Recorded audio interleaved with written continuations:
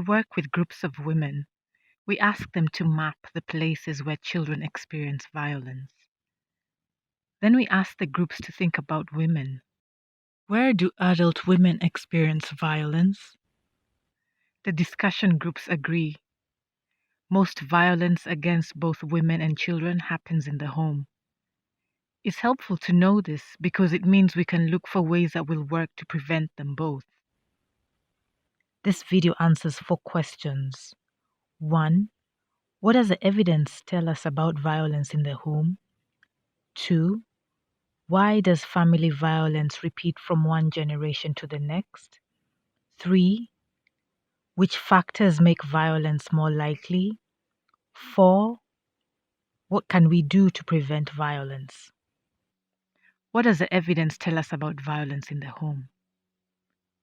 Research tells us that 1 in every 2 children experiences violence in her or his childhood, and that 1 in every 3 women in the world will experience violence in her lifetime. Evidence confirms that these forms of violence co-occur in the home.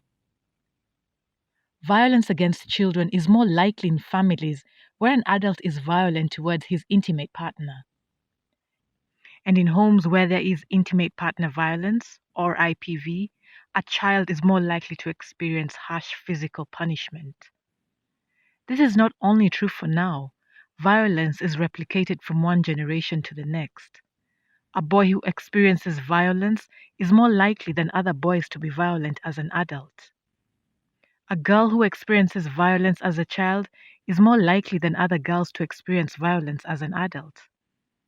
And children who witness intimate partner violence are more likely to use and experience IPV as adults.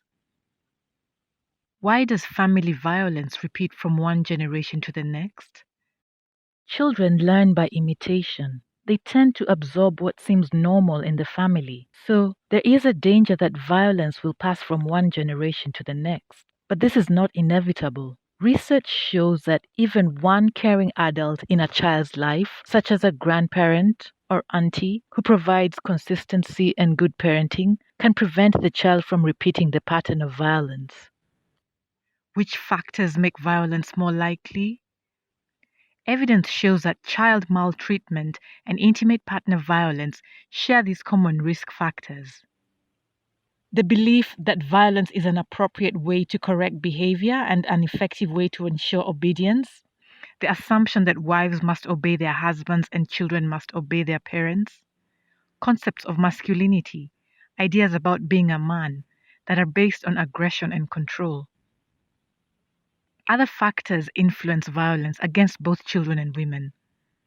Marital conflict, poverty and economic stress, alcohol and substance abuse, inadequate responses to violence in society in general. Violence against children intersects with intimate partner violence in other ways.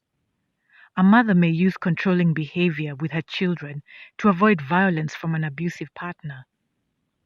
Men may separate children from their mothers. Damage to a woman's mental health can affect her parenting capacity. IPV can prevent women from accessing health and social services. What can we do to prevent violence?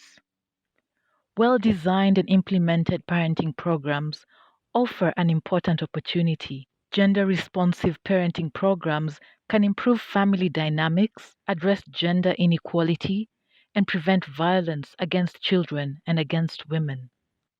This approach promises one strong, evidence-based pathway towards the goal of ending violence in the home.